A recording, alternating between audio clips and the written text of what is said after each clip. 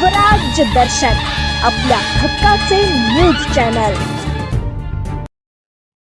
Mahad MIDC येथील Siddharth colour chemical private limited, Kopran research laboratories या दोन कंपन्यांवर गुन्हा दाखल, नमुना संकलन प्रक्रियेत गंभीर त्रुटी, निष्पक्ष चौकशी करण्याची मागणी।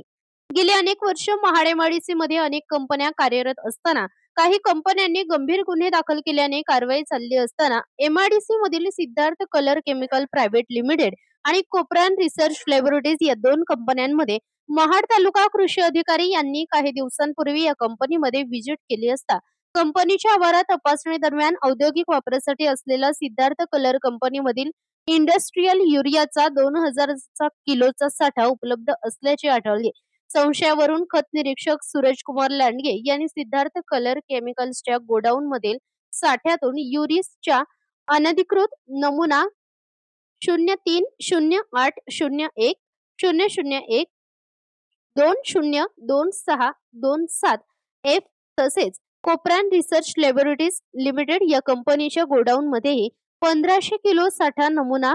0308010001 एफ या दोन कंपन्यांच्या मधून नमुना साठा ताब्यात घेतला असल्याने अधिकृत चाचणी अहवालानुसार सदर नमुन्यांमध्ये शासकीय सबसिडी युक्त निंबोळी लेपित युरिया असल्याचे सिद्ध झाल्याने औद्योगिक वापराच्या नावाखाली शासकीय सबसिडीच्या खताचा अनधिकृत वापर होत असल्याचे निष्पन्न झालेले संबंधित दोन कंपन्यांच्या विरोधात अधिनियम 1955 चे कलम 2A2 अन्वये जीवनावश्यक वस्तू म्हणून होतो औद्योगिक वापराच्या नावाखाली निंबोळी लेपित युरियाचा वापर करून कायदेशीर उल्लंघन केल्याप्रकरणी सिद्धार्थ कलर केमिकल कंपनीचे मॅनेजर प्रशांत मारुती लाखन तसेच कोपरान research लॅबोरेटरीजचे manager Manilal Shantaram Patil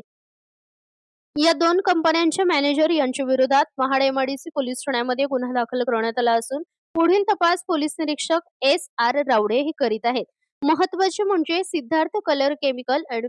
कोपरान research laboratories या दोन कंपन्यांच्या मॅनेजर यांना या घटनेसंदर्भात विचारणा केली असता कॅमेऱ्यासमोर बोलायला त्यांनी नकार दिला आहे।